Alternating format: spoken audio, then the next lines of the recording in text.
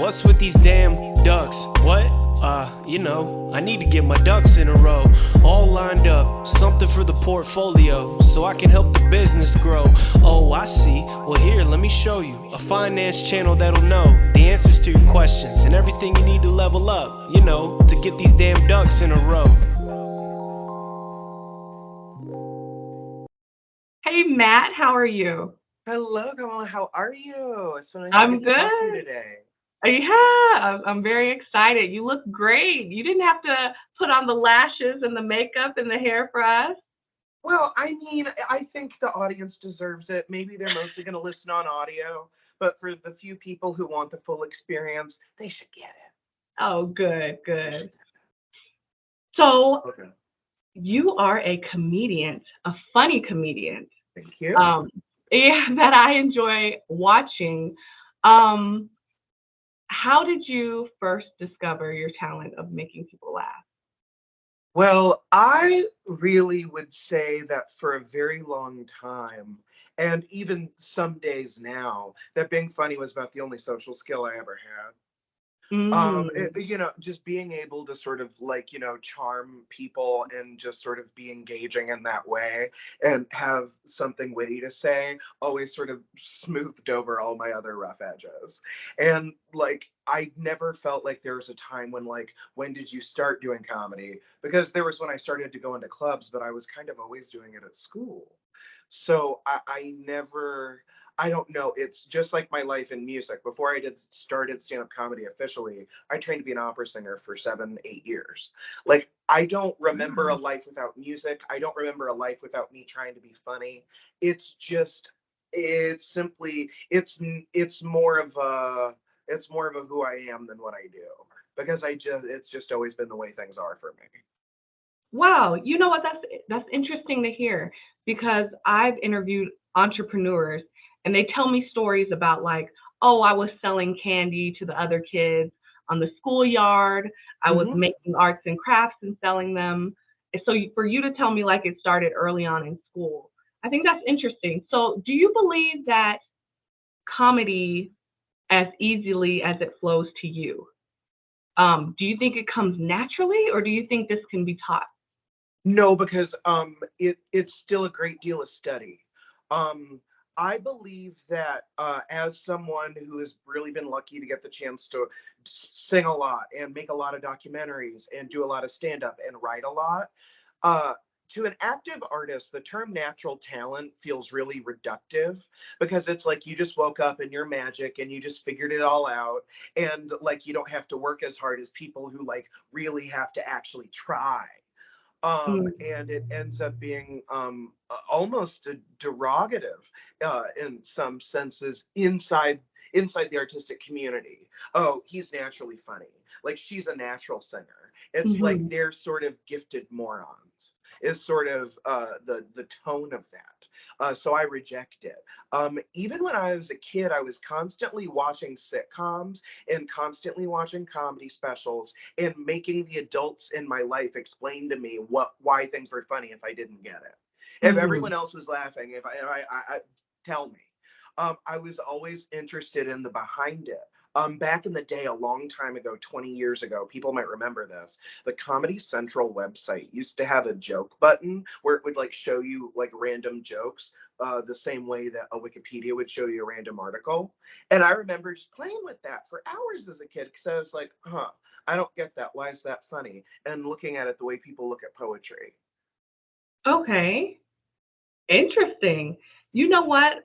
About people saying to you, like, oh, you're just a natural, and you feeling like that's a little derogatory. When Mhm. people tell me, oh, you're so lucky, I remember I bought a house, and a friend of mine was like, oh, you're so lucky. And I was like, girl, fixing this credit, saving up this little down payment, doing all these things, girl, this is not luck. This was focus and skill and discipline You and made your yeah, luck. yeah, 100%. Like it was discipline. Like lucky sounds like something a fairy godmother sprinkled something over my head, and now poof, I'm a homeowner. Girl, no, this is not luck. This was Absolutely. work. Yeah. Absolutely. So I totally understand with like somebody saying like, oh, you're so natural. Like yeah, how that can feel Yeah, like derogatory. I mean, with comedy, it was, oh, you're so naturally good at this. I started doing this at 17 years old. I gave up my Yeah. youth like it was garbage to learn how to entertain you drunk bastards. There's nothing natural about it. When I sing and people say, "Oh, you've got this natural voice," I spent 6 days a week in voice lessons for 7 years. There is nothing natural about it. I make it look natural. That is a testament to my ability, not the fact that, like you said, a fairy godmother. Like Hmm. it is a sign that someone's really worked their ass off, that they can make something look that's very difficult look very easy, because you Hmm. don't want anyone to see you sweat. You don't want them to see the seams in your dress. You don't want them to, Hmm. it's your Yeah. job to make it look that way. But it's a damn shame that no one thinks enough to say, well, think any deeper than to just say, well, they must be magic. Right. Right. You know what? I'm not surprised at all. I'm not going to ask you to sing because we didn't pay enough for that. Um, If you're but lucky at the end. oh yes, good, good. Maybe if I behave myself, you'll bless us with some vocals. So one of my staff members mentioned how well spoken and how clear you speak, and Mhm. how the tones in your voice rise with the jokes, and how Mhm. well you speak. Do you attribute that to performing, to opera, to voice lessons? Like where's that from? What kind of training was that? I attribute the range that they talk about when I speak, and also just the word in Italian be impostazione, but like the sort of positioning of it. Um, that I'm sorry, what? I sang in 9 languages and speak 4 of them. No one cares. Oh, Um, but the whole, since you get a bit, that comes from years of voice lessons, because my first voice teacher was 81 when I was 11. And the okay. man who taught her how to play piano and sing was so old that he remembered slavery when he was a little boy. I Wow. come from the old school. My first voice teacher was born in 1927. And part of that old school training was relearning how to sit and how to stand and how to speak. Because the speaking voice, if your speaking voice throws your singing voice out of position, you have to change the speaking voice. Right. There is a healthy way to speak. It's all there. So I attribute it to Wow. that, but then I also attribute it to the fact I would turn my camera around, but my apartment's not quite viewing ready. I Understand. have dozens of books on my living room table, another half dozen books by my bedside table. I have always read a lot, and I've always had a deep relationship with language, and I learned how to Mhm. read early, and I just think that's a very important part of what people notice. Right. That's a very, Right. very big part of it. Yeah. You know, when I do these interviews and I watch it back, and I cringe every time because I'm like, so what you think about like my voice, my tone, my carry? I was like, gosh, I gotta work on that. And then when I saw your stand up and the delivery and the clarity and the range and the projection, I was just very impressed. Like, man, he's a performer a little bit more than just comedy, than just what's under the surface. So yeah, that's so I'm interesting. if Sammy Davis Jr. had 2 eyes and couldn't dance. That's what that's what I'm bringing to the table. Full service. Right, right. Uh, does your parents see your some of your comedy is a little Hmm. racy? Hmm. Have your parents been to a show? Do they hear your jokes? What do they think about your comedy? No, they haven't. They our lives don't intersect much. Okay. Yeah, no. So I don't know what they're doing. They don't know what I'm doing, and everyone's thrilled. Okay. Yeah. Okay. That's interesting too, because I think the feeling of being judged, Hmm. right, keeps people from doing a lot of stuff. You and I, for the Hmm. people at home, you and I are Facebook friends, and Yes. never met in real life, but I'm such a fan of you. You're hilarious. Thank Um, you. yeah, and people online come for you. And I remember I had to block my aunt from my social media because I would post something racy, and she would call my mom, and then my mom would call me and be like, "Take that down. You can't." And they would Hmm. Started they would chain. they would police me. And I was like, oh, Mhm. I gotta block my aunt. I gotta unfriend my mom, my dad. Like, Mhm. so the social, and the reason why I want to ask about your parents or family and how Yeah. they feel about it Yeah. is because that stops people from doing a lot, and the fear of judgment and the court of public opinion and what will my Mhm. mom think. So it's interesting that you're not worried about that and that's not a factor because I'm sure that's helping you. Do you I feel like that? reject it all completely, and I've always rejected it all. I have been fiercely independent from my earliest memories. I am just Hmm. doing what I want, and I'm willing to just, speak loud, make a crowd, take names. I've never cared because because I live in Chicago now. I've been in Chicago for the past 7 years, but I come from central Illinois and eastern Kentucky. And Hmm. there is absolutely no way in that world I could never make myself small enough or take enough edges off to conform. There is no Right. way. I don't have any stakes in that game. I can't win it. I refuse to play. There's no place for me in it. So why would I follow any of their rules? Because even if I do everything they say, the best Hmm. thing I'm going to be is a house slave folding napkins and pouring coffee. There's nothing in it for me. So Right. why would I pay attention? There's Yeah. no there. There.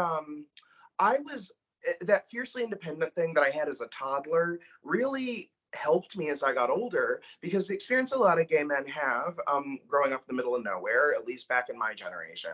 I don't know. The young kids now can do whatever they want when they're 3. I don't know. It's not my life. But Yeah.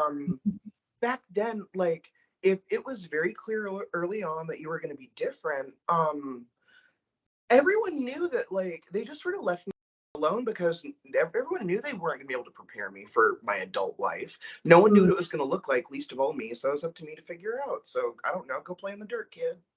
Yeah. Wow. Like it was going to be wild, wild west for me. So I Wow. had to go figure it out. And I did. Yeah. Yeah. So you really didn't have those restraints early on. That's interesting because I Mhm. didn't do a lot of stuff in my life Because you get because something out of listening. If you get something out of listening, you will listen sometimes. If you okay. never get anything out of listening but pick teeth, what's the point? So you would never listen because there's No, nothing in it for you. That makes no, sense. That makes no. sense. When a lot of the time when you are really sitting in the middle of intersectionality, Hmm. the subservience that benefits white women or in the domestic sphere or the obedience that serves white men in the corporate sphere is Hmm. merely a test of subservience and how much dignity people can steal from you when you're not close enough to the power structure to actually get something from it. Otherwise, it's just a test of really how much you want to lick that boot. Wow.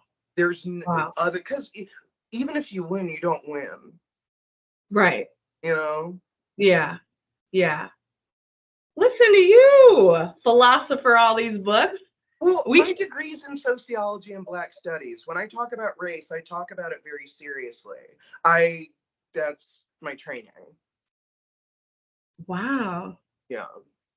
Who raised you, if you I don't mind was me? tossed around a lot. I was with my mom and my grandma for a little bit, then my mom by herself for a little bit, then back with my mom and my grandma for a little bit, then just my grandma, then my aunt, then I was on my own. Okay. Yeah. Interesting. Because Hmm. you're very mature. You're very strong. Um, you have a strength about you that people, a lot of people never find in their life. So that's very impressive. Thank you. I mean, most people out in the world, I'm only 25 years old, but most people think I'm 40. I just, Come on, work 25. I don't, I've just always kind of been that way. And people who have known me here for years, like I've Hmm. been here in Chicago doing stand up for 7.5 years. 2 weeks ago, I was at a bar with a friend and he was like, "You're 25, show me your driver's license." There's no way. I thought you were 30 years old. Yeah. I remember one time I was at a comedy club and the show was the day after my birthday. And I told Hmm. them, like, yeah, no, sorry, I'm a little hungover from last night. I was celebrating my birthday. And the manager's like, "Oh, how old are you?" And I was like, "Oh, I just turned 22. He spat out his drink and said, "I was scared of you for what?" Good for you. That's gonna take you far. That's gonna take you far. I am like the positive version of when Aaliyah said age ain't nothing but a number. Like it's like the non-creepy side. Good. Good. Yeah, 100%. 100%. So how did you first discover that comedy was a thing? It sounds like middle school or like when you were in school age. So what's the priority? Is it music or comedy? Like what So takes music precedence? was absolutely 100% in charge of my life from the ages of 11 to 18 and a half. Okay. What really started to get me to change positions was the music stopped feeling as exciting as it did in the beginning. I used to have, after a good concert with an orchestra or after a good recital with piano, I would have this buzzing feeling all over my body that would last for days. It was more than an Wow. adrenaline rush. You were on cloud nine. And it made up for the months of hard work and the sacrifice, not being able to eat certain things and having to sleep a lot, not go to parties and not be in air conditioning and all the lifestyle restrictions. It made up for it because you felt like Jesus died on the cross just for you for a couple days afterward. And then Wow. eventually the adrenaline rush and the satisfaction, even though I was still singing better and better and things were still working, it just sort of went away. And after a concert, I would just be so exhausted and I would just be overwhelmed with like, it was satisfying that the work was over, but it's Mhm. like once it hit an end point, it just like took everything out of me. Like it was just like, Mhm. oh my God. Like I just wanted to go home afterwards, get in the bathtub, weep, and then just like sleep for 12 hours. Like it Wow. was like deeply, deeply draining. And I knew that if it was something that, because being a classical singer is an incredibly expensive career and incredibly risky. And Mhm. even if you get every scholarship in the world and have a rich family and a lot of support, it's still no guarantees. And I Right. was a goddamn, I'm a good comedian. I'm a better singer than I was a comedian, and I'm damn good comedian. But when Wow. you're from the trailer park, I couldn't take a $250,000 risk. Yeah. I couldn't do it. I Yeah. could not do it because I didn't even expect to live that long. Growing up in the middle of nowhere, I thought someone was going to murder me for being some loudmouth in the woods. I really thought I had a Wow. very fearlessness about life because where I'm from, what you heard about a gay person was Matthew Shepard and Brandon Tina. It was not this Mm. empowerment. It was that Right. kid at Rutgers who jumped off the bridge. Yeah. There was Yeah. none of this. Everything's going to be okay. Bullshit. It was Yeah. like if you make it to adulthood, run as fast as you can. So when I was like 17 and had to pick a college major, I was like, oh, okay. I really didn't expect to get this far. Okay, I guess I have to have some idea of security here. Really? Yes. Every day after 18 to me is a fucking gift. I never expected any of it. Were you this at 18? Were you Yes. eyeliner? Or were I you was kind this of, at I was this at 13. so you weren't trying to dim it down. You weren't trying to tone it down. You weren't trying to blend in. Mm-mm.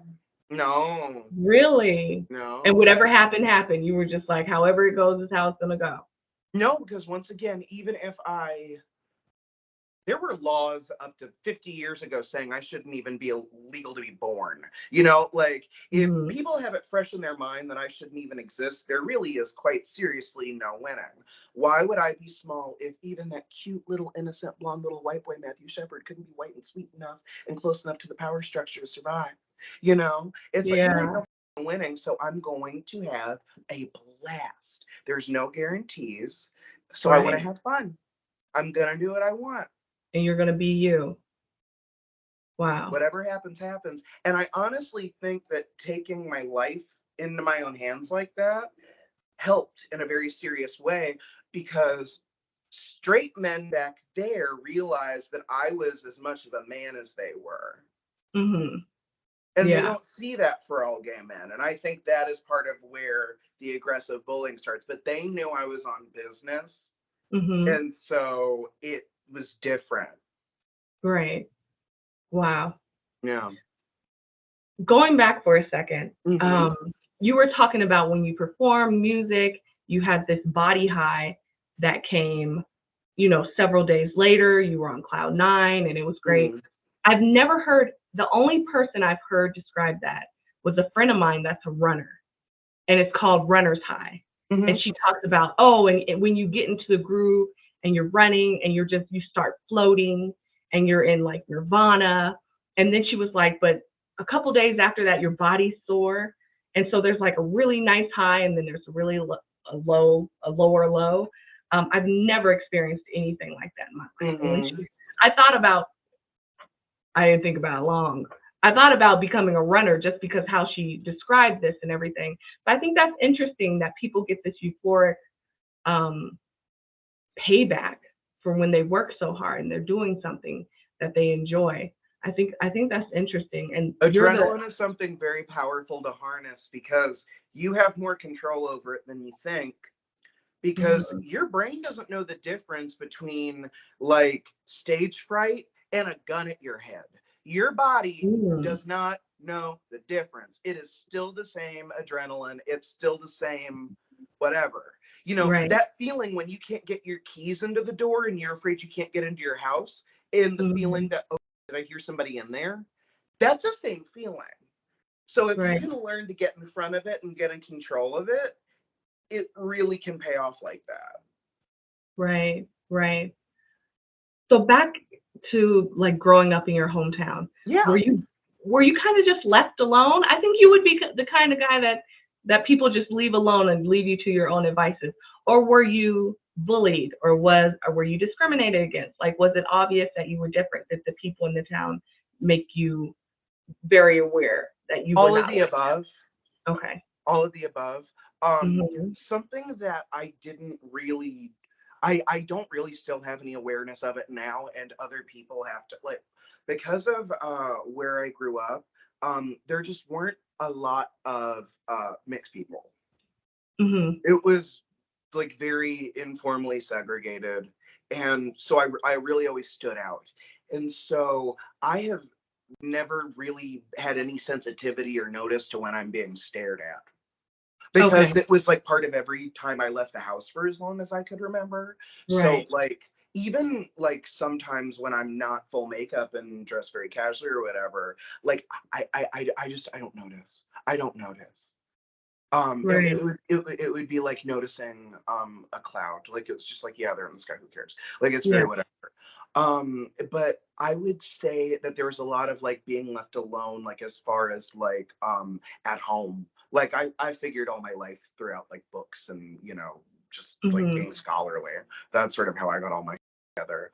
But the because my skin is so light, the being feminine and being gay was always more to the front and center than the other things. And Yeah. then those would kind of sneak in between. Okay. So it's it's like that movie, Everything Everywhere All at Once. Yeah. Yeah. Yeah. So, do you have siblings, or was it just you growing up in the house? Complicated. Okay. So I am my biological mother's only child, Okay. but I'm assuming she's white. yeah, Okay. unfortunately. And I want a white mama. I'd be no, so much you further do in life. not.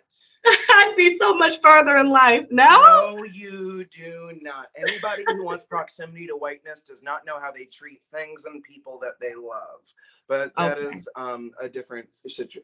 Okay, so I'm my mother's only biological child, but Mhm. my aunt that I lived with from 12 to end of high school had Mhm. two older children, and I was very close for a while with her daughter. And that Okay. was kind of like a sister relationship to a point, but Okay. Okay. yeah. That's understandable. Yeah. So more of like the only child, and then later growing up, then you were raised in a house with siblings. The reason why I'm asking all this Mhm, is because I think how people grow up and the situation that they're in mhm. has a lot to do with like who they become in life. I thought for sure you were going to be like, oh, I was raised by Jordan Peterson, and we used to sit down and talk about philosophy all day, and we used to read books, and me and my mom started a book club where me and her would read this book and we would meditate and learn about self-esteem. I'm a Um, fifth generation Appalachian hillbilly. oh, that's why we love you. Yeah, it's the exact subversion of expectation. Yeah. Okay. So when you're putting together your jokes, I hear a lot of hillbilly. Mm-hmm. I hear a lot of LGBTQ plus material. Mm-hmm. I hear a lot of personal experience, is what it sounds to me. So Mm-hmm. when you're coming up with your material, do you pull from experience or pop culture or what's popular now? Like, how do you come up with your material? I actually can show you. Give me a sec. Mhm. Sure, no problem. So I didn't even know you were gonna bring this up. Okay, so I am like really old school, and I like actually keep stuff like printed out. So like I'm gonna keep my Okay. hand over the corner, but like this is my hour, like on paper. Like this is like my actual like hour of stand up. I have like written out, scripted out. Like I spent months getting on paper, and if Wow. the four basic topics, I literally have a table of contents. It's like a book. I'm not around. So the things that I basically reach on for me when I'm doing a Hmm. long set are gender and sexuality, race and ambiguity, my observational stuff, and then stuff about family and where I'm from. Yeah. That's basically the four areas mainly that I'm looking at. Right. Wow. Can you get that book again and just flip the pages like this so I can just be nosy and gauge the thickness? And The that's an thickness, hour. oh, it is 26 pages double spaced. An Oh, hour of stand wow. up is roughly 10,000 words, 9 to Okay. 10,000. Wow. That's impressive. That's impressive. Takes a lot of discipline. You can see it. I'm not typing out all that.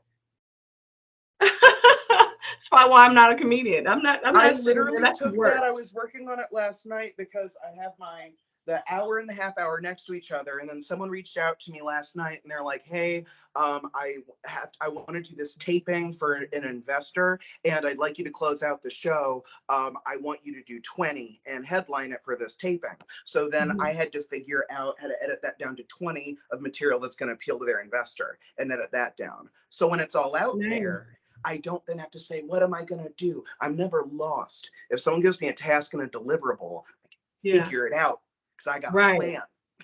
Right. Right. And you just tailor the plan that you already have to suit the time limits or whatever you have there. That's Mhm. smart.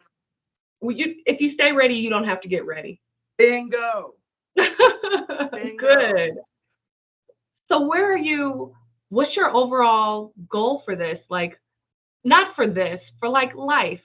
Would Mhm. you ever teach music? Would you ever give vocal lessons? Do you want to be in a movie, a TV, a sitcom, a stand-up comedian, Netflix uh, show? Like, what's the trajectory? I had this little prayer, I guess you might want to call it, when I started, when I on my own, when I got out of the house, had sort of left music behind, was really focused on comedy. Hmm. I had this little thing in the back of my mind that just said, Lord, I want you to take my talent as far as it deserves. Mm. I want whatever my talent deserves. Mm. Whatever that means. I keep my music life. I make a lot of documentaries on Black Music Archive on YouTube. So I keep my Hmm. music life going. I keep my stand-up comedy life going. I have an acting agent. I'm in the middle of working on 2 books right now. I keep my everything's going, and I'm always trying to walk through every door because I was very, very lucky. I may have not had the privilege of being born into a great situation, but I was Yeah. privileged and lucky in getting every tool anybody would have needed to get out of it. And it's not up to me which one other people want. It's up to me to work on them all and present them to the world and walk through the door that opens. So Yeah. I don't have specific goals like I want to win an Oscar, I want to win an Emmy. There are things that I have maybe set up for next year, but I don't have these big long-term career goals because it's just not up to me. It is so Right. not up to me, and I'm so lucky I get to stay as busy as I do. Wow. Wow. Ah, it- you saying you have a prayer, I think that's interesting. I wouldn't peg you for the religious type. Um, Oh, so I that's grew up very Southern Baptist. I went to Catholic school for 2 years. I took several religious studies classes in college studying Judaism. I've mhm, also done a little bit of private like study on my own into some North African spiritual practices. mhm. I believe that religion, because I went to school for sociology. I Yeah, believe before we had sociology, before we had politics and government, before we had any other form of social organization, we had religions. We had primitive religion. right. And if you want to understand anything, you got to start there. You got to Mm, start there because every other form of social organization that you know of, whether it's a club or whether it's a political party or whether it's a union, the basis of that organization comes from the church, wow. whatever church. So if you don't understand that, you're going Yeah, to constantly be asking yourself questions you don't need to ask. right, right. That makes sense. I can go down the rabbit hole of religion, but we will be here all Mm-hmm. day, all day. So, full-time work. What do you do full-time? I have spent my full-time career post undergrad. I've been a administrator in graduate schools. Okay, nice. Yeah. So how do you juggle all this? How do you have time to write this joke manuscript Hmm. and focus on comedy and you're really good at it. So clearly you're putting time into it. Thank So you. how do you keep all these ducks in a row? How do you You make decisions. You really have to prioritize. I'm really into scheduling, and I am not afraid to sacrifice. I don't watch TV. I cannot tell you. I don't watch TV at all. I stopped paying for streaming services almost a year ago. I don't know what's on. I don't need to know. I have to do. I just don't know. I just don't know. I haven't owned a TV for over 10 years. I Hmm. haven't owned a TV. Now I Um, have two of them, but I mhm, don't. They're not like into Netflix and Showtime and stuff. I yeah. literally have them so that way, like in my bedroom, I have a TV, so that way I can Mhm, have like ambient music playing on YouTube, so I can go to bed at mhm, night. And mhm. then on my TV in my living room, when I wake up in the morning, I like to watch professors give like lectures or talks or Right. like stuff about their readings. And so Yeah. I don't need streaming services because I'd rather watch like Jermaine Greer or Camille Paglia on YouTube Yeah. in the morning. Like that's what gets me up. Wow. Yeah. Yeah. So Yeah. I have no use for it. So it's the stuff you do and don't do. I am lucky that I get to build a lot of my socializing time into my bookings because Mhm, since I lived here, when I moved here and I started to do stand up, most of my friends are in stand up. So I'm mhm. typically booked with my friends or can get my friends to come to where I'm at so I can get it all done at once. Yeah. Um, so it's sort of like how you are able to compartmentalize your time. Because if you just are really mean with yourself and just hold Mhm. yourself to some standards for a little bit and say, once I get this done, I can do what I want. You know what? At 25, I'm so impressed that you have that. I'm Thank so you. impressed that you have that. You know what? I hired some employees back in the day, maybe like 2 Hmm. years ago, okay? And I Hmm. was so excited about working. I'm a woman of a particular age. I'm twice as old as 20. I'm 40 years old. So Gorgeous. so we hired a couple 20 something employees. And I Hmm. was thinking like, oh, we're gonna learn all the new slang words, like it is gonna be a riot and You just had to having follow so them much around fun. with a broom and a dustpan. They were depressed. Work was overwhelming. Every other day was like a mental health day. Oh, I can't come in any Thursday because that's when my therapy is. Okay, therapy is for an hour, right? Therapy isn't all day. You can do that on your lunch break. It No? Am won't I work. being insensitive? Like work. Like life is only, if you're already depressed, life is going to get harder. You live with your mom. You don't pay any bills. So why is things so hard now? It's only going to get harder. Spitting facts. No, you can't even get me started on my generation because I cannot stand the sons of bitches. I have no time for them whatsoever because in my old job, back when I was the assistant director of a dental school, I Yeah. used to kick people out of school who were older than me.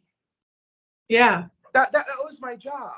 I had enough sense at 23 to be responsible for disciplinary proceedings against people in the middle of like their dental education. Right. Like not dental hygienists, but like no, they're about to be doctors after this.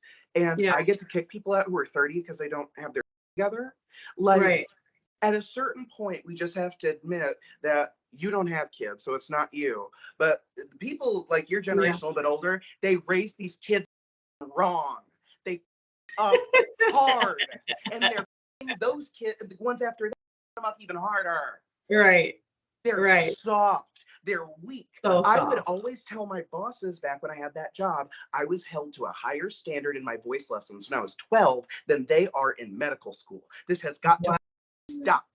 Yeah. Because if I Yeah. was 11 years old and I showed up to my voice lesson to Penny Miller unprepared, I would be sent home. Yeah. You know what? It's a problem. I had an argument with one of my little coworkers. She was younger, and she was telling me that let me turn off my phone. Nobody ever calls me, so it didn't come to mind to turn off my phone. Now people want to call and text. We were having like a little back and forth, and she was like, I prefer to work smarter, not harder. And I was like, girl, you're not smart enough to work smarter. All you have is hard work. All you have is hard work. I think you should focus on working harder, because how are you going to work smarter when you're dumb? Work harder. That's my plan. Work harder. Think of these things.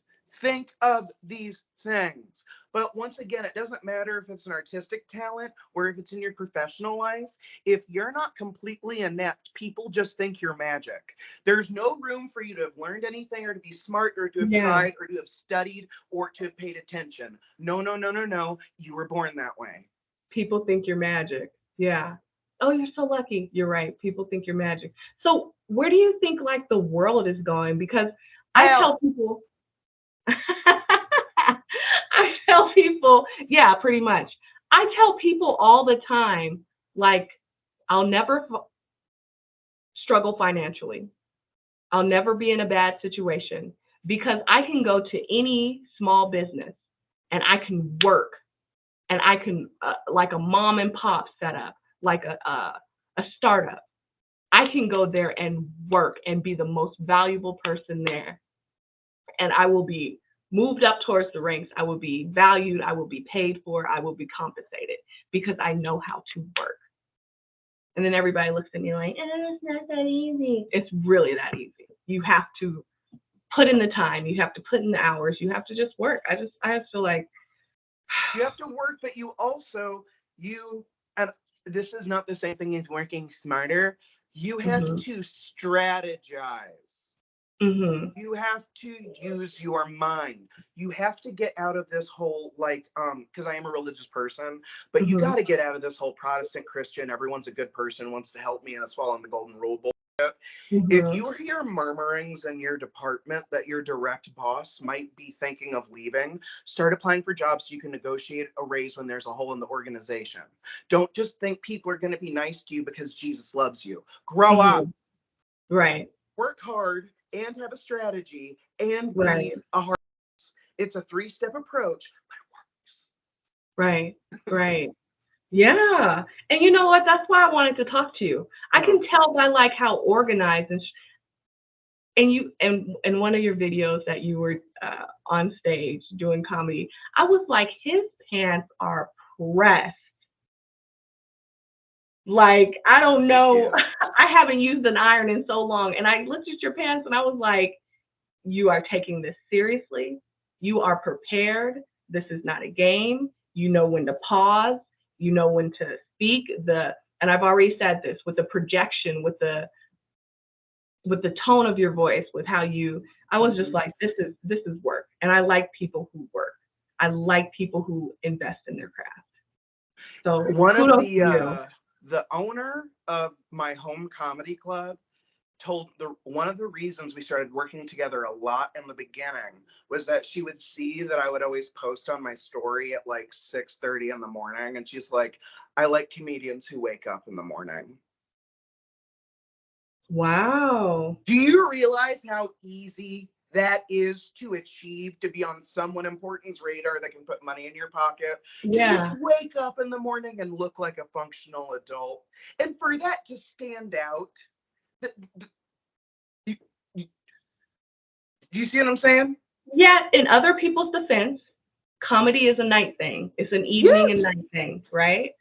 So if somebody sleeps in a little bit, I think that's a little understandable. If you're at the If comedy you are club, in the quote unquote building phase and you don't have to work all night at stand up and then work all day at a job, you have rich parents, and I'm not interested.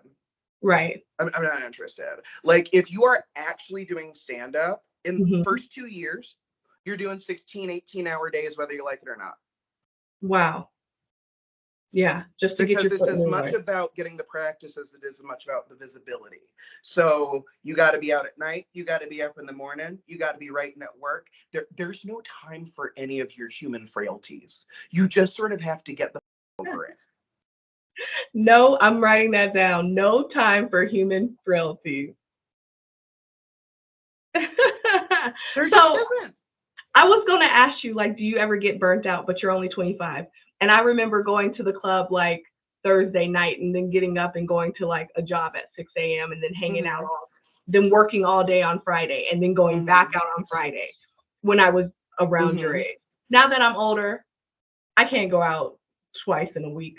That's just not happening. So I think like, and this is what I tell younger people. Like, I wish I would have front loaded the work when I was younger, when I had the energy, when I could do these all-nighters, when I could do these things. I wish I would have front loaded the work. And then everybody says things like, well, what about work-life balance? And I'm just like, you haven't earned that yet. Yes. Yeah, yes. You haven't earned that you yet. will earn it later. Because I don't think I could have, if I had started at 25, which is not a late age to start, that's a very normal age to start. I don't know how long I would have lasted, because quite frankly, you need the energy of a child.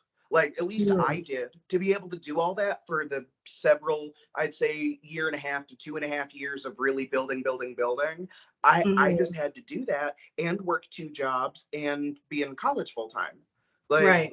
oops, you'll just have your little emotions later.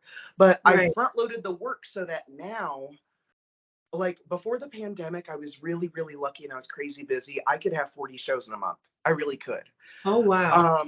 But now my schedule's a lot lighter, but my sets are a lot longer.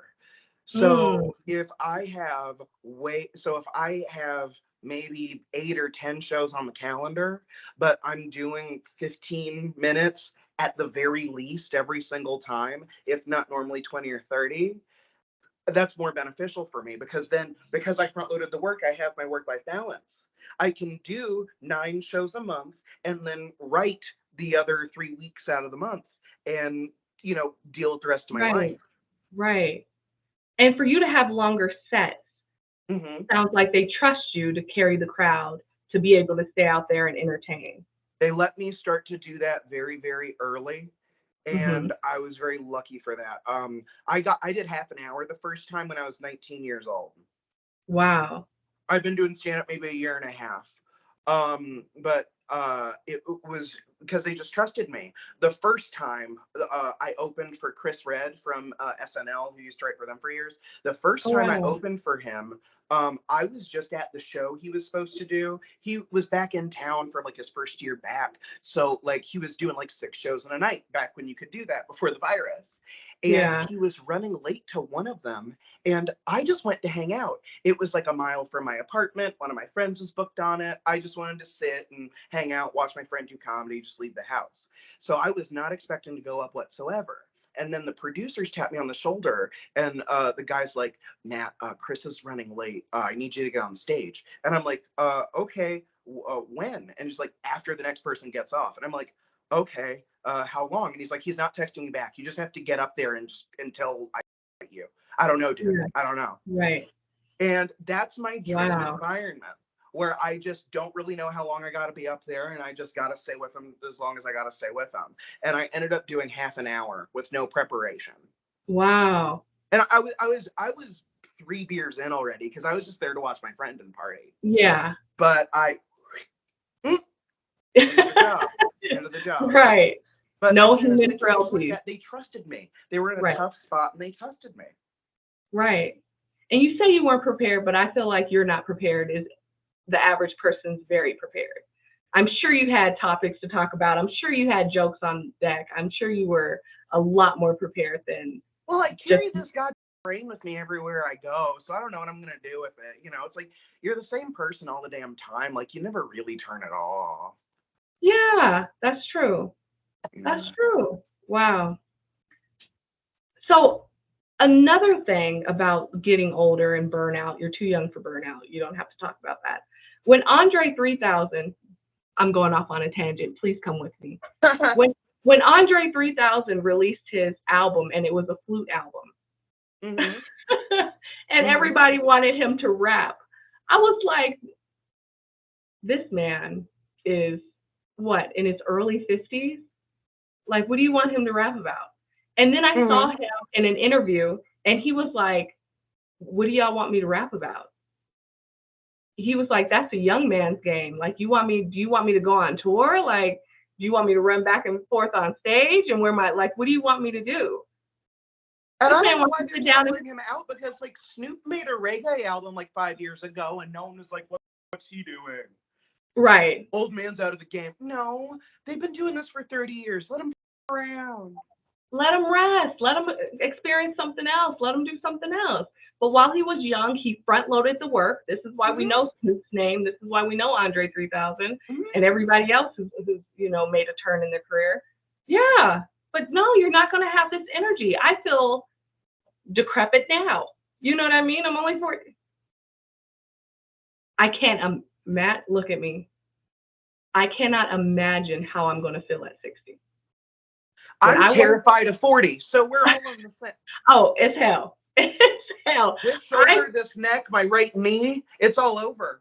Look, I had my carpet ripped up from my house, and I had like this laminate floor, and I'm just walking, and I slip on something, and I hit both of my knees. I'm pissed.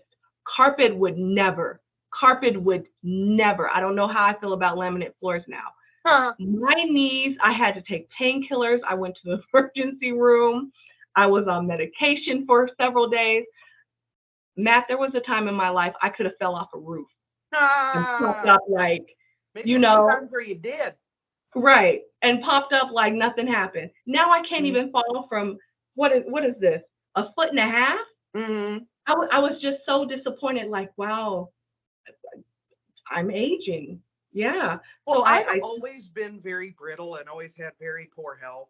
So like I'm feeling it much, much sooner than I should, because something that didn't start to hit me till it started to hit me was that you actually need to be in, as a singer, you're very aware of the fact you need to be in great physical condition.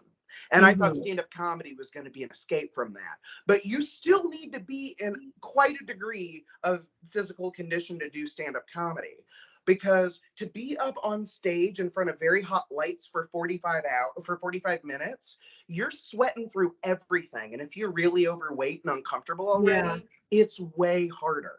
Not that you can't do it, but just the simple act of standing up there and on knees and hips, if I'm feeling it at 180, I can only imagine what it's like for a really big man or a really big woman up there. Also, the last time I had to do a connecting flight, which would have been 2 months ago, I almost made them get the thing to pick me up. I can't run around an airport anymore. My Yeah. little cigarette and weed shriveled lungs can't take it anymore. They absolutely can't take it. So like but if I was touring every weekend, I would need to be able to do that. Right. I would need to. You're smoking cigarettes, Matt? Oh, I smoked a pack a day for a long time. Long time. You got to cut that out. I'm from Kentucky. We grow it. Okay. So does that give you a pass? Yes. I'm telling you, health is so fragile. Health is so Mhm. fragile. So I don't know how much time you have. I've I have already as much kept time as you you. want. Really? I want Yes. all your time. Right. Yeah. So friends, Mm-hmm. okay? People that are around you. Mm-hmm. I recently had a very terrible experience where I had a friend break up. I'm And sorry. I hate friend breakups. They're way worse than Well, yeah, because you trust romantic them. relationships. Yeah, yeah. So I feel like my life was progressing and this friend's life wasn't so much.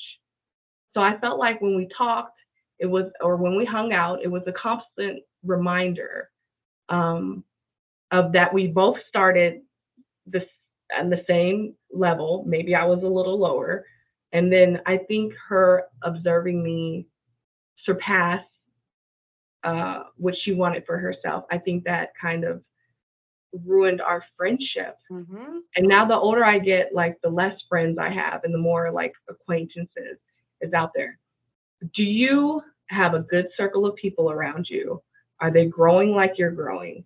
Do you have any kind of issues with like dragging a friend along, like, or anything like that? How's your circle? I'm really lucky that the circle of friends that I have has not been a competitive situation.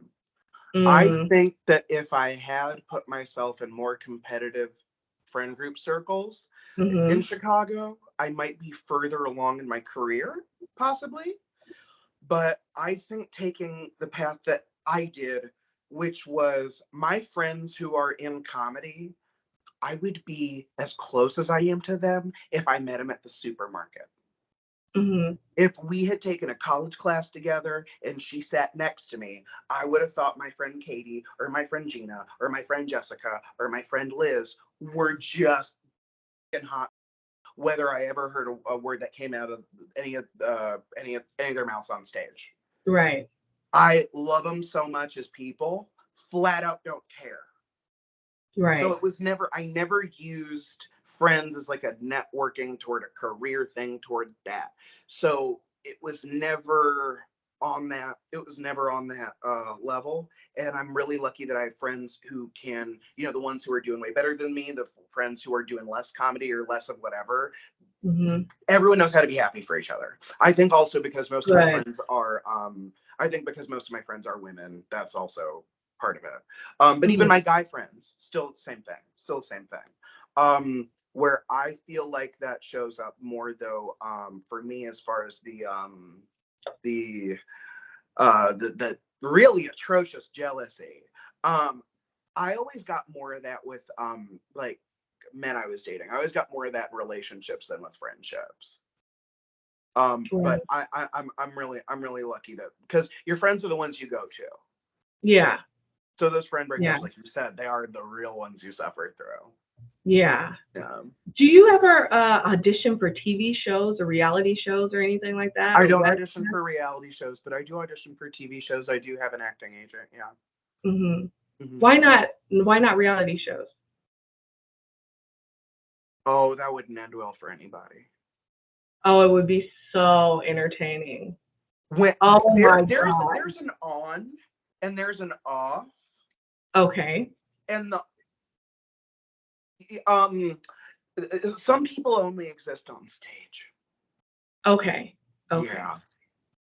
You don't. The reason why I ask is because Squid Game. You don't watch streaming things, Mm-mm. but it's a game show where I'm not people running can. or jumping or anything physical activity. Anything I can do sitting down, maybe a reality show like that. Like a quiz show. I would do that. Quiz You're not running, you're not jumping, you're not. I No, don't think they were running and jumping. they were all Oh, the one red picture light, I green saw. light. They were wearing those.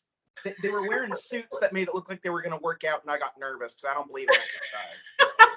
I do not believe in exercise. No, I'm against So when that. you saw the sweatpants, you were out. Disgusting.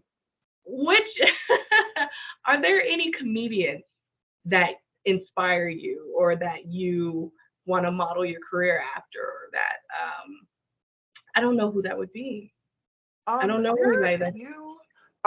I would say though, it's when you say you don't know who it would be, and as soon as I say it, you're gonna be like, oh. So there's a few. It's much more women than men. Okay. I actually did not like male stand-up comedians until I started doing stand-up. Oh wow. Outside of George Carlin, most male stand-up comics just scared the shit out of me. Because Yeah. if you think about like when I was growing up, if you think about early 2000s stand-up comedy, sorry, there's an ambulance go. Oh, yeah, that's an ambulance going by. I live on a busy street. But if you think about early 2000s comedy, it was mainly just white men in their 30s and 40s screaming. And I already had uncles.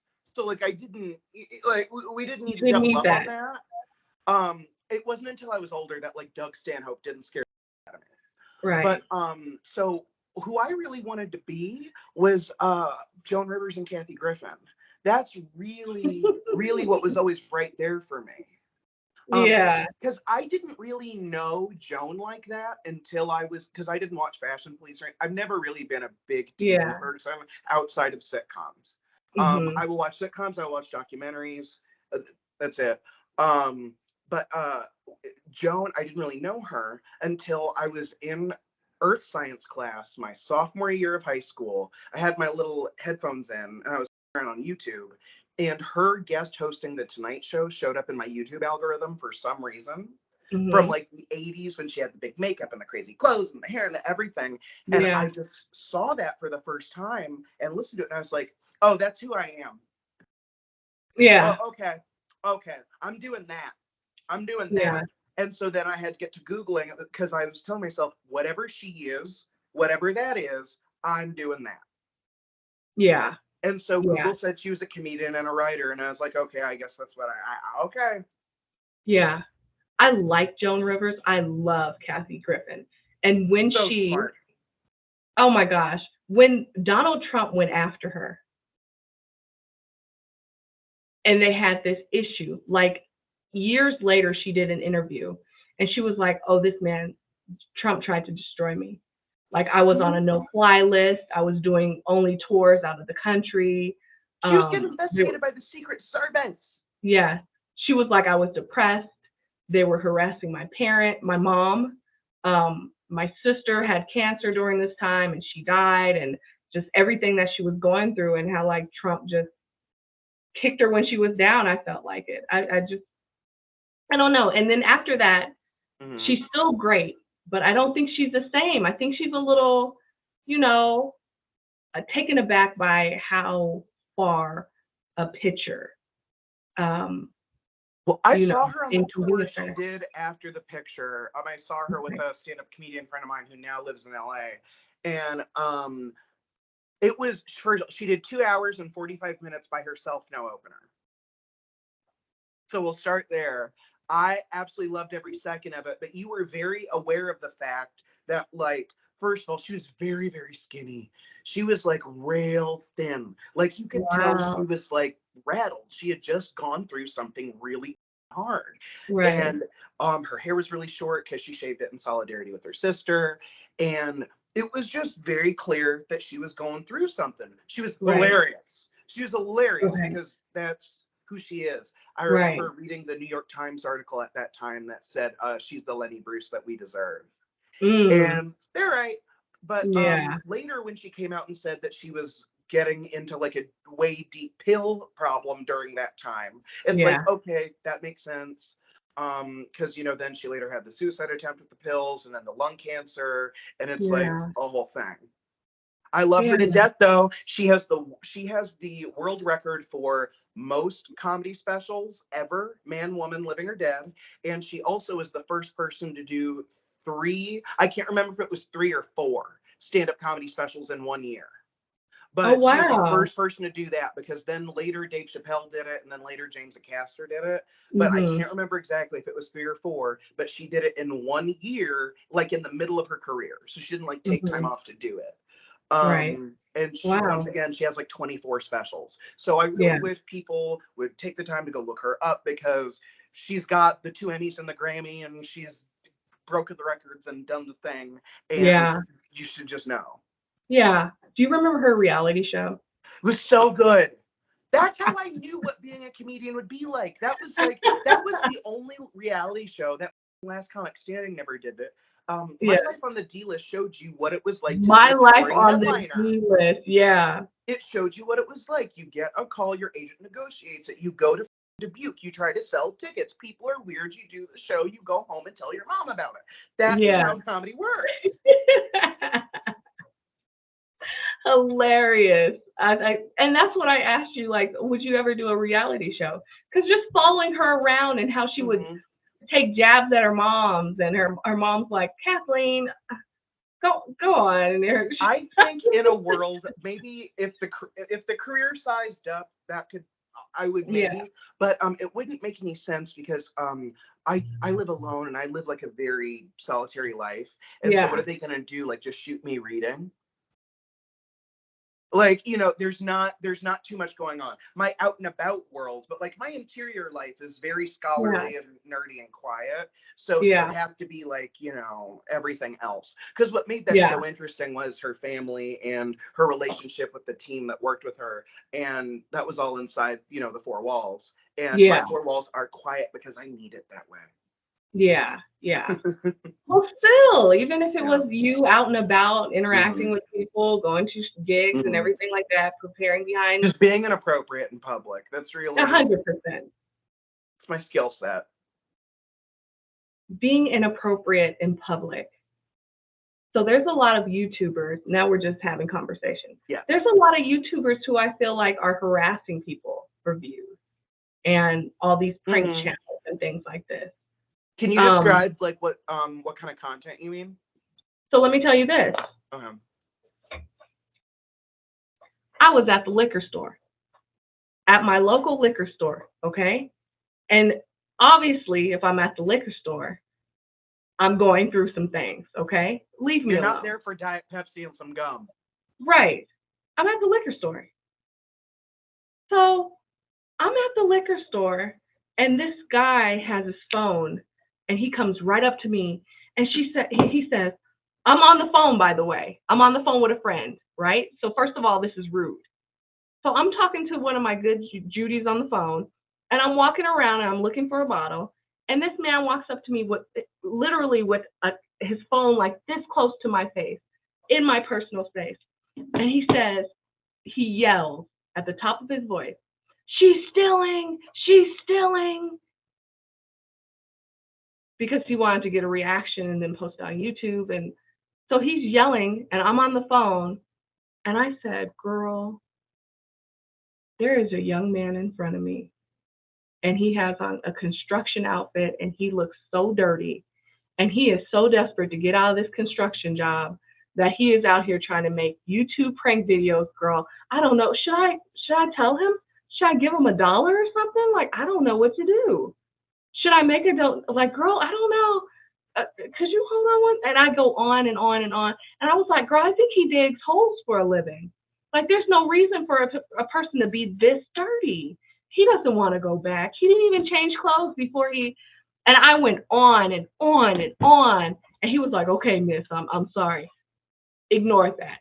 I went on and on, where the man in front of me buying his bottle stopped and just turned around and listened to me. And he was like, why would he yell like that? He was like, he looks like an adult. So now I have people like chiming in. I totally embarrassed this young man. Um, Men should be shamed, and frequently. I think it's time for that. I really, really, really think it's time for that. Yeah. I just think when in doubt, err on the side of giving men hell. I love the way you handled that. I I, love the way you handled that. yeah, and like seeing this on YouTube, there's like a YouTuber that got shot because they had a prank of robbing somebody. And it's just like Natural ridiculous. selection. It's just ridiculous. But I cannot believe that I'm in my little neighborhood liquor store and he walked right up to me. Mhm. I was like, I don't know what made him think that I was going to be a good target, but this is crazy. So even into the parking lot, I'm going on and on. My As friends you on should. yeah, yeah, and he's trying to apologize to me.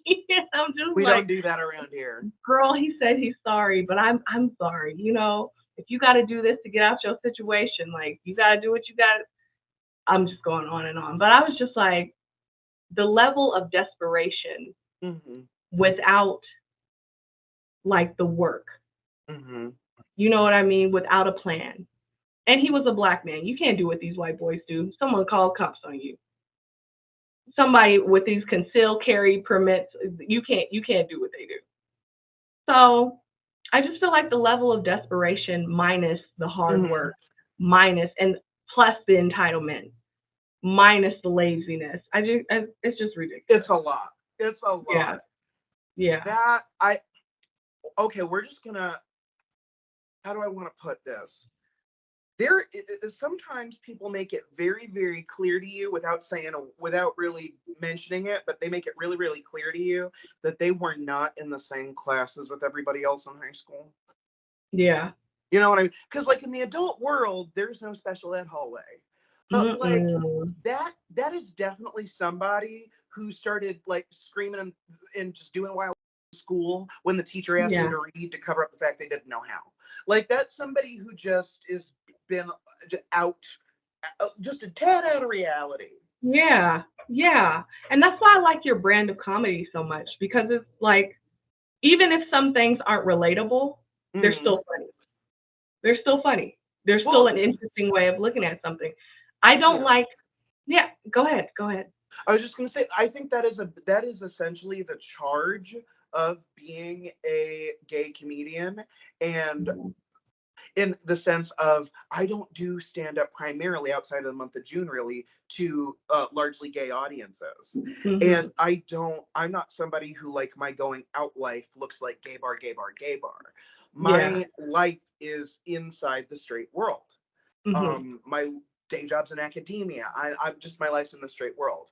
And so if it is my job not to try and be somebody who you understand, but to Toni Morrison said that a writer's job is to estrange the familiar and familiarize the strange. And I'm trying to familiarize the strange there. Yeah. That's my charge. Because I can't assume that you know, and I'm not going to call you an ignorant bastard for knowing. We're going to have some fun time going through this. Right. I very much enjoyed your comedy. I very much enjoyed it. You know, other people's brand of comedy, this young man at the liquor store, boy, you don't get up early enough. Katt Willams. I liked Katt Willams until I saw him on this radio show roasting this woman. And he just went so hard, and then like he wasn't being funny anymore. He was just being mean to me. And then he kind of lost me, and I was like, I don't know if I can do Katt Willams anymore. Now, I love Katt, and I am not trying to I think you have a valid interpretation of how that went down. I think a lot of people did think it went into territory it didn't have to go. What I will say, that not in defense of him personally, but in defense of a comedian in that position. Okay. A lot of times when you're stand up and everyone knows you're stand up and everyone knows you're funny, people think whether it's being mean, whether it's being roasty, whether it's being overly jokey, whether it's being overly familiar, overly sexual, people, when you're stand up, always want to step to you on your level like they're the same thing you are and like they got the stripes. And I think that was one of those moments of, okay, you want to step to me like a boss? This is how a boss handles it. You want to spend 30 years in a comedy club before you get a smart mouth with me, ma'am? I think that's really more what Mm. that was. Don't try and be cute Wow. with me and then say, oh, I was just playing. No, you know what a motherfucking boss is. You knew who Right. you were talking to. Come Do get not drugged. punch Muhammad Ali and then say, why don't I have any teeth? Right. If That's you a think he took it too far, I'm not going to say that you're wrong, but that's probably coming from 30 years of being 5'5" and everybody thinking everybody could say whatever they wanted to him. You know what? right. How about not today? Right. That's a different perspective. I didn't look at it like that because Because she was a people will little treat smart us and a like little mouthy. whether you sing or whether you do comedy, it's always like sing a little something, tell them a joke. Oh, you're a stand-up comedian. You want to hear this? You want to do this? And it's just always like, can I just be a person for once? Yeah. And then Wow. also, I think that if you bring up, and I would say this if this was a man talking to a man or a woman talking to a man, I think it's sort of like a Mhm. genderless ethics in my mind. If you bring up somebody's jail record, sort of whatever happens afterwards is like loser's draw. You know, like they are probably going to take it a little. She said, So, yeah. you want to go there? She did. Yeah. She 100% was like prison. I think she said prison. And he was like, oh, honey, I've never been And to that's prison. when he turned off. Yeah. Yeah. You know what? Maybe I was too hard on Katt. Maybe, But yeah. I do Because she think there did. is room to say that's not how you speak to a woman that's your age or elder. Yeah. He could have had the moment to say, we don't need to do this right now. He Yeah. 100% could have, but didn't. And I can see how there's an argument for why he should have acted another way. There's an argument for how he handled business. It's Right. eye of the beholder. Wow. Yeah. Because if you bring up somebody's jail record, yeah, that is a sensitive subject. Yeah. And she did do that. Mm-hmm. Yeah. Different perspective on that, Matt. I think And you've then, changed my like, mind. if that radio station, I don't know where it was, but if that radio station was in the area that he lives, this is a man with kids. Let's say everybody at school just started leaving his kids alone about your dad beating everyone. Yeah. Now I got to deal with this again for another year because Madwig had to run her mouth. God, Yeah. that, Yeah. that, that that's also part of it. Yeah. You've completely changed my mind on that. You've I completely I changed my always mind. think there's I always think there's time to criticize men. I'm always ready to do that. I'm Mhm. always ready. But Mhm. I don't know. I think you gotta it's really hard to be able to hold several ideas or interpretations in your head at the same time. Mhm. But Yeah. yeah. No, I think I can hold several ideas. Mm. But that wasn't one that came to me. It wasn't came to me like he's probably under a lot of stress.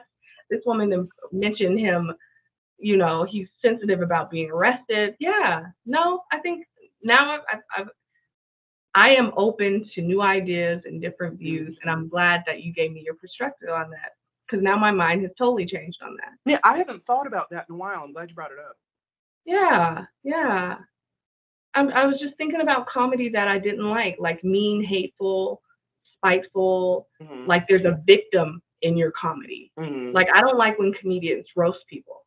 Mm-hmm. I don't think that's appropriate. I'm not a part of your show, sir. Mm-hmm. Although that's never happened to me. Yeah. Um, I'm not a part of your show. I do roast battles when I'm asked. I did actually run a roast show at Laugh Factory here for Mm-hmm. 2.5 years. Mm. My section though was that I was sort of like the Wendy Williams of the roast show. My Mm-hmm. segment was that I would any audience member who wanted to potentially come up stage and get played with, they'd put their name on a ticket, drop it in a bucket. I would draw somebody, bring them up stage, and then just give them like a interview, making fun Right. of like their clothes or like, what do you do for a living, then making fun of their Yeah. job or whatever. Very surface, very chill, and they would sign up for it. That was a fun time. Or like when I do roast battles, you like the producers will either say, do you want to go against this person, or the person who wants to go against you will bring it up to you. Yeah. So there's nothing that's really against anybody's will. Yeah. And then because I think surprising people with that, like being real mean to the guy in the front row, is Right. sort of pointless. I'm sometimes I made it a little challenge to myself on how can I make being overly nice to them being funny. Mm. I will sometimes I will laugh at a table and make fun of a couple up front for being too cookie cutter good looking, for making Yeah. fun of them for looking like they came out of a Hallmark movie and just came here to show off their veneers. Like Right. I will make it funny by being nice. Yeah. Yeah. I appreciate that. Yeah. I don't like mean. I think I'm Mhm. much more happy about the consensual Oh roast. yeah. Yeah, where somebody puts their name in there. Yeah, but I don't like the mean stuff. Have you ever had a heckler? That's a very good question. So I've had very, very few, and that is because stylistically, if you watch my stuff, I don't really leave them any room. Okay. I call it a clip. I move at such a pace and I keep going. Because, like you said, the pauses are in there. It's not that I Hmm. never stop, but I Yeah. really have that musical sense of knowing right when to jump back in. Yeah. So I always wrote short jokes that moved fast in the beginning because I was afraid of hecklers. And then Right. once I relaxed a little bit, I just sort of knew how to stay on top of it. But I definitely have had them. And and it's using every social skill you've ever had, and your brain's going 1,000 miles a minute because you have to be assessing not only what they're saying, how they're responding to what you just said, how drunk they are, and then if you can turn what they said into something funny, if you can bring it back into a joke, if you can find a funny way to shut them up, if you can find a way to bring his girlfriend into it and embarrass him and get her to shut him up. it Right. you're jumping as fast as you can because it becomes a conflict resolution job. It's almost like trying to like negotiate with like people trying to get a bomb out of a building, but not Yeah. let anybody know that the building's about to blow up. Right. Because Right. I want it to look like I'm with the heckler. I want it to look like each other. It is Yeah. my worst nightmare, and it hasn't happened in a very long time where I lose control of it. Wow. I have to Awesome. work like an animal to really be so present in the moment that I can turn it into something different, into Right. something. Because I can't Wow. stay there in that moment with them because then they have the control because it's their moment. Mhm. Mhm. Wow. Yeah, that's a lot of It's different perfect. variables. Yeah, that's a lot of different variables. Because I don't ever want I think, and I see this a lot with comedy now over the past 5 years or so, I don't think the audience should ever be worried about you. The audience should never be concerned for like you're well. You have to look trustworthy and stable up there. I'm taking Mhm. care of them. I'm providing them an experience. I'm in control. I'm in charge. We're all going to have a good time if everybody listens to me. And Right. if anything gets too far off of that I can't control, I'm derelict in my duty. I have not held up my end of the bargain. I have let the audience down and not done my job. And Wow. because it's foundational for me, I really try and stay ahead of it. And I don't ever look at it as like an accidents happen thing. Yeah. Yeah. I was at a it was Sean and Marlon Wayans, right? I was in Florida. Yeah.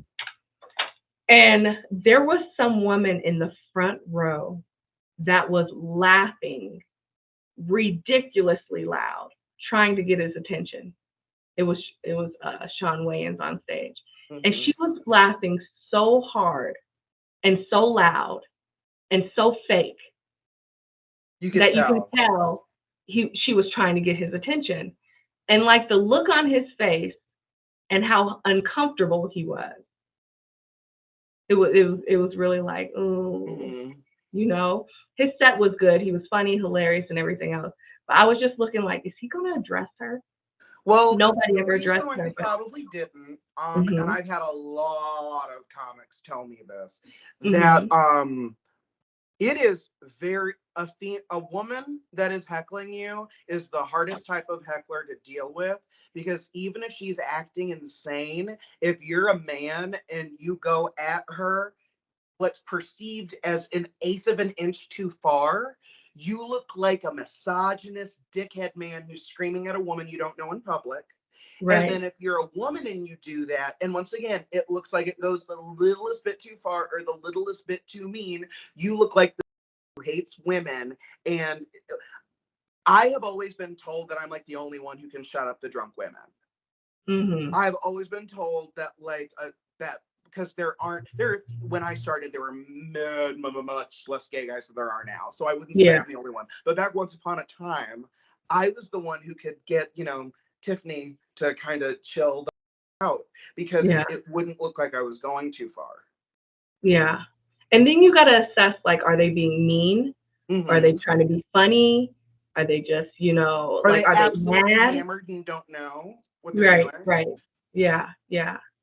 Interesting. Mm-hmm. Yeah, but I was shocked, like, he's not going to say nothing to her.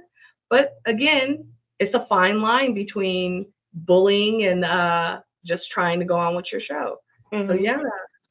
Yeah, well, Matt, I am going to let you go. This has been a great talk. I've enjoyed your company immensely. I think we might have to do this again sometime. Absolutely. We probably didn't Yeah, get through half the questions. we did not, especially the staff questions. They wanted me to ask you all sorts of stuff. We can throw in a couple staff questions at the end. I have time for that if you do. I don't like their questions. So Ah!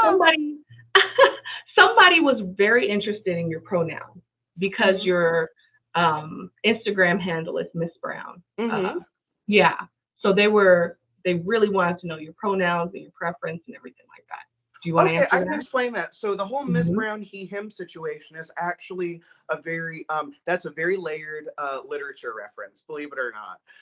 Okay. So one of the oldest pieces of like literary erotica, like in the English canon, Okay. is this book called Fanny Hill. And it's about this prostitute. It's like this 500-page book about this teenage prostitute in the 1700s. And her first madam's name is Miss Brown. Okay. So there's the layer of that, there's the level of that. Then also, when Whitney Houston would get like chased by paparazzi and they'd be like, Miss Houston, she'd always turn around and say, Miss Brown. And I loved the authority of that. I loved the authority of that. And then the back end of the literature reference with the Miss Brown and the he and pronouns, there's a famous, this big seminal work in gay fiction.